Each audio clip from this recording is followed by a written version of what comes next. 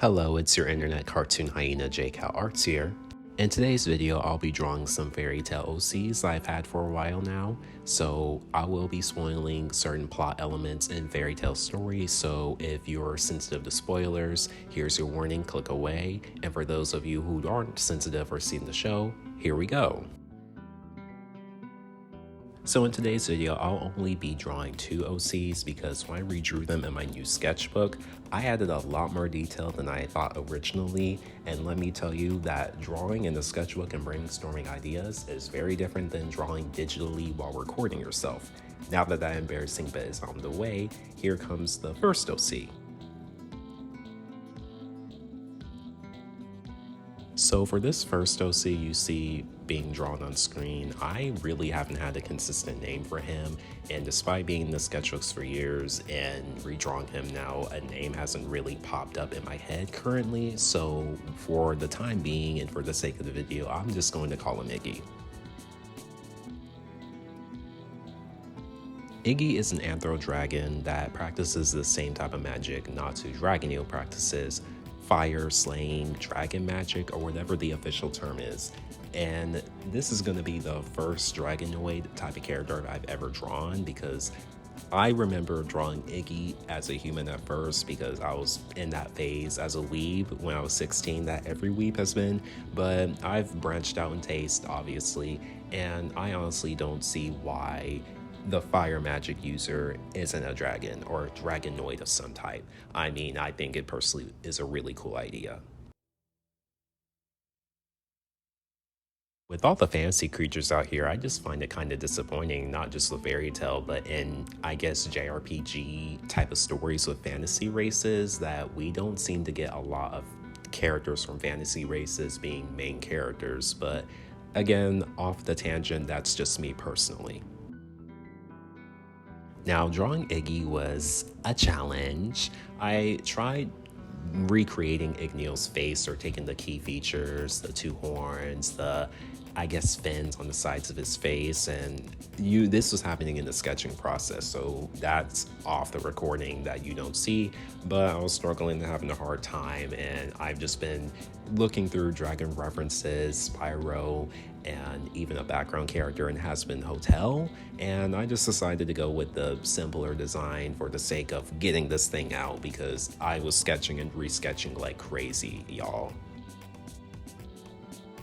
I also tried to give him a tall but slender body type, and when you see the finished picture, and I have my second OC who's closer to human but technically not human, I guess he's more humanoid, and when you see the side by side, you can tell that Iggy, in my vision of Iggy, he's supposed to be a very tall guy, very skinny, and again, he's a descendant from a dragon, so I think that's expected and comes from the territory anyway. So I'll take a break from the drawing explanation and get into the lore behind Iggy, and I'll just be basically explaining how and why he joins Fairy Tail and engages in the missions. And for those who are not aware, Fairy Tail is the name of the Guild of Mages that the show centers on. So the guild name is Fairy Tail, the main title's name is Fairy Tail, yada yada yada. So like I explained earlier, Iggy is a descendant of Igneel, the dragon in Fairy Tail, the one who adopted and raised Natsu.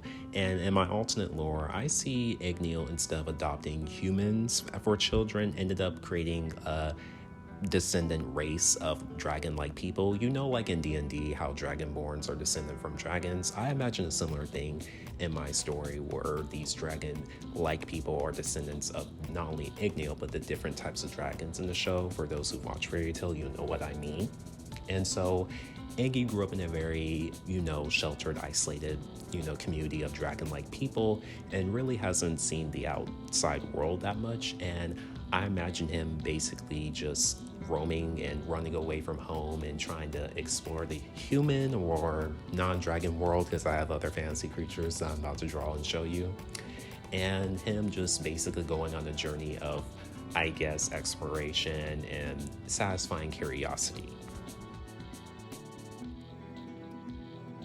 So the fire dragon slaying magic that Natsu uses in Fairy Tail, God, I don't know the name of the magic system, y'all. But basically, I see that magic being some type of art form that's just been passed down from generation after generation after generation in Iggy's village of dragon people.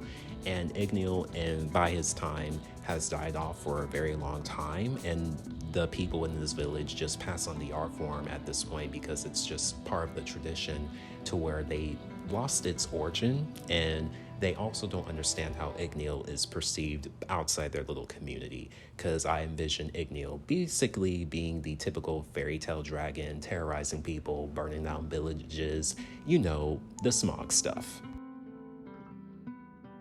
So not only is Eggy going to be satisfying his curiosity by joining Fairy Tail and getting to explore the world outside his village, but he's basically going to come to the awareness of how other groups of people view his ancestor. And so that's enough of the backstory, y'all. Now, the idea behind Iggy's outfit is that he took parts of Igneel's dead body and made an outfit out of that, and I see that his whole village of like dragonborn creatures basically taking the dead corpse of Igneel and making clothes, items, weapons, and etc. from it. And I feel like that can make for a very good character moment of him explaining that and his fellow non-dragon friends being grossed out by it. So you see that his collar of his weird top that I design is made from dragon fins. You see the epaulets, or the shoulder part of his top, is made from dragon scales. I imagine his like actual vinyl black stretchy part of his outfit that you see over his chest is made out of some liquid material from Igneel's body, or that comes from Igneel's body that's been harvested by his people. And you see the skull on his belt, and basically, you know, that being used as a belt buckle.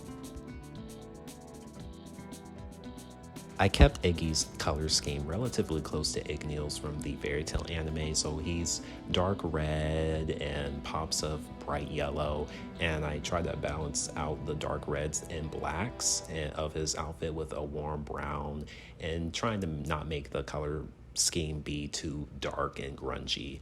And so that's all my thoughts for Iggy. On to the next character.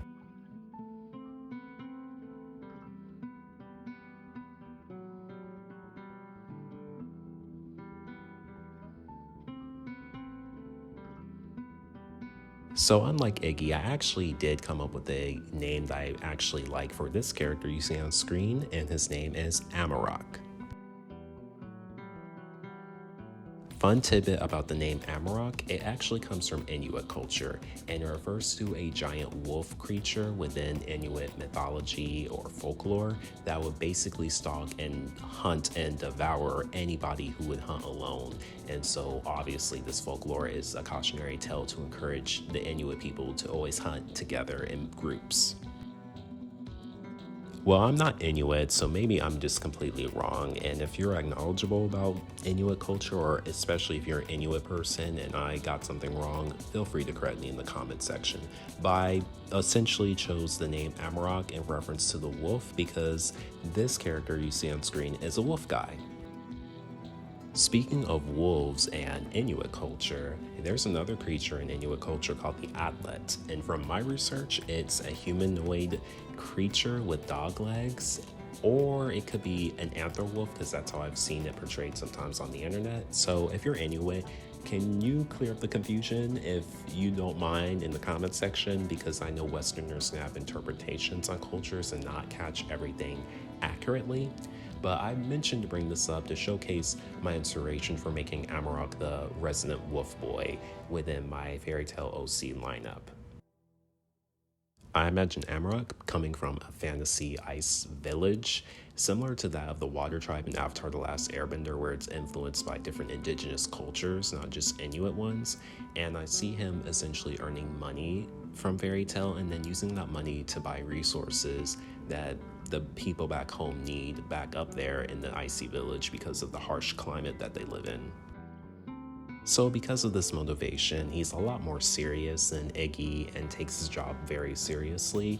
And he also is similar to his Ice Mage counterpart Gray in the fact that he also struggles adjusting to the new, warmer climates that he's living in now. So Amarok has this cool anime boy pose down, and he also is holding up his hand that will be showcasing the magical ice effect that will create off screen, because that took me a little bit because I've never done that before, but embarrassing it out of the way. Unlike Iggy, he's short and he has a complex around that, haha, but to compensate for that, he trains excessively and is very muscular in spite of his short stature.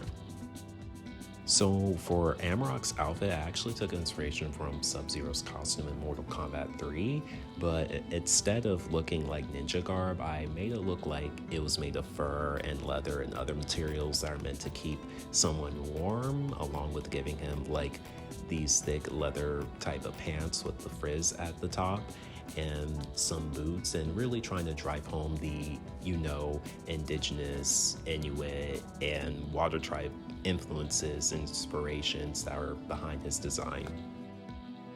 One thing to note about Amarok's outfit is that on his vest, I essentially tried and failed to draw symbols associated with his particular tribe that he comes from, the wolf and the moon and the snow mountains, because he's a wolf guy. And I, on reflection, should have used Clip Studio paint tool brushes or other line tools to make this process a lot easier, because I had to redraw and erase and go through different layers to make sure that I can, see what I sketched out on his vest, and it was a whole nightmare. Don't do what I did, y'all.